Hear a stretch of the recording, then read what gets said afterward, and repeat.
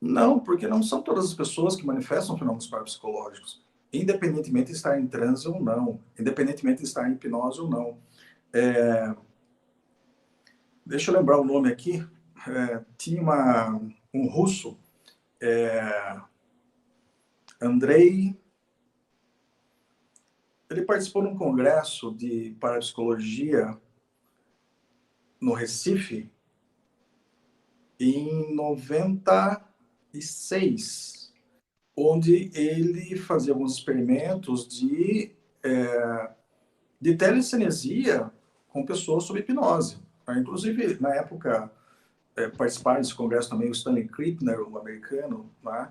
É, eu não vou lembrar o nome dele, mas assim, como não são todas as pessoas que manifestam fenômenos parapsicológicos, você tentar induzir, não é uma coisa que sempre vai funcionar, porque não são todas as pessoas que manifestam. Então não é uma coisa controlável, não é uma coisa que você faz a hora que você quer. Tanto é que ele foi contestado na época, né, nos experimentos dele, porque não tinha, digamos assim, rigidez naquilo que ele estava fazendo. Né? Então, quase de bate-pronto foi descartado todas as alegações dele. Né?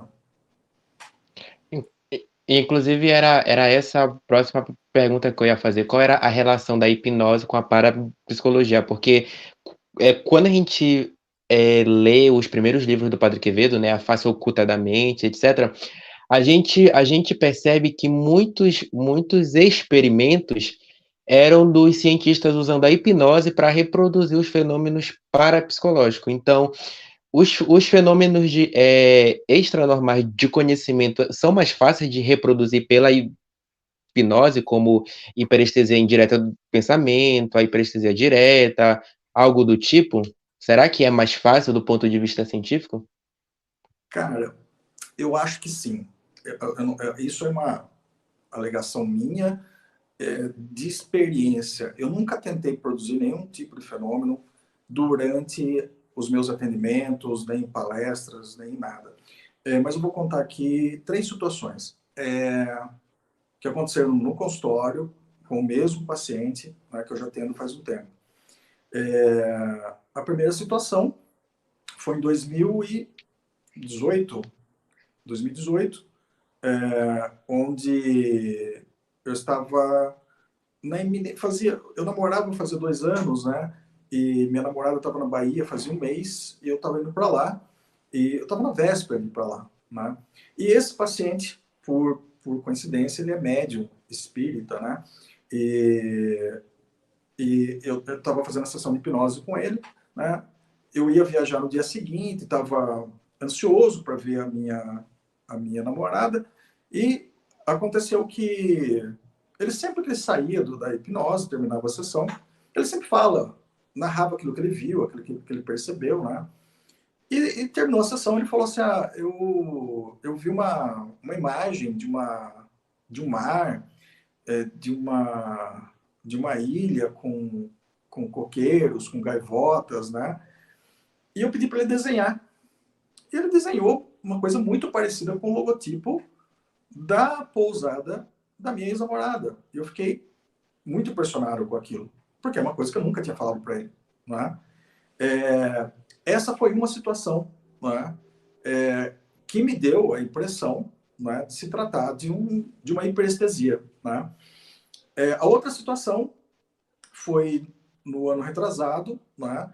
Que eu passei por um problema de saúde sério e, e ele me mandou uma mensagem do nada, né, perguntando se estava tudo bem, se eu precisava de alguma coisa, sendo que ninguém sabia o que estava acontecendo comigo. Né?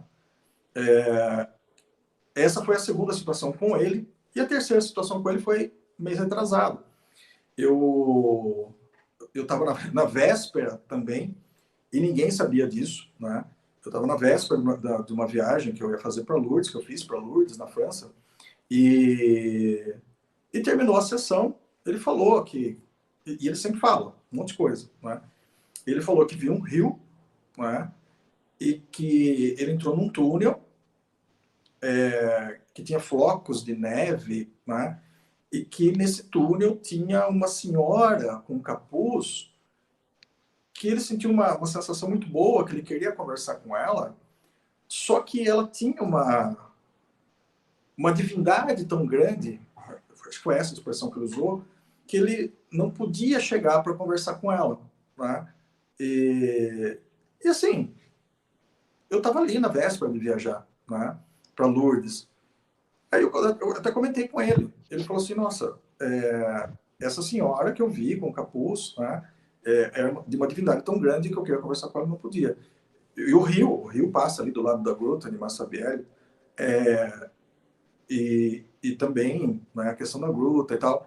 Então, são esses três eventos, né, que aconteceram aí na minha experiência com ele, que me dá a impressão de que o estado de hipnose ele facilita, mas não é uma coisa que você faz a hora que você quer, porque a maioria das vezes eu sempre fico na expectativa dele falar alguma coisa, né? Porque já aconteceu esses três eventos, mas a maioria das vezes que ele fala são coisas que não tem nada a ver, né? Então não é uma coisa que você faz a hora que você quer. Você pode até tentar, pode acontecer ou pode não acontecer.